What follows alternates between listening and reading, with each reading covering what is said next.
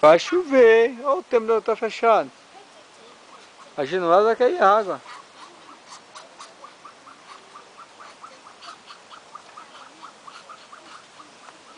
O primo acendeu a churrasqueira, a fumaça cobriu. Até a caixinha ali da esquentar para tomar banho. E o pau quebrou. Ô Davi. Deixa eu ver. Você vê. Gustavo Lima aí.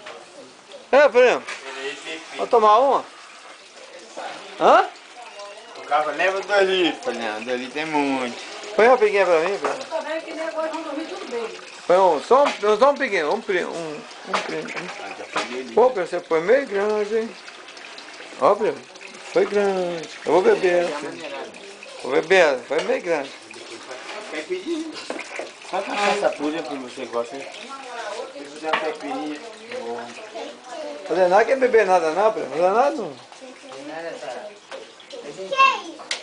Tá comendo o que aí, primo? Vem, eu vou te responder. É Davi? ovo com... Quer, Davi? Ovo com... Come, pega aí. Dois.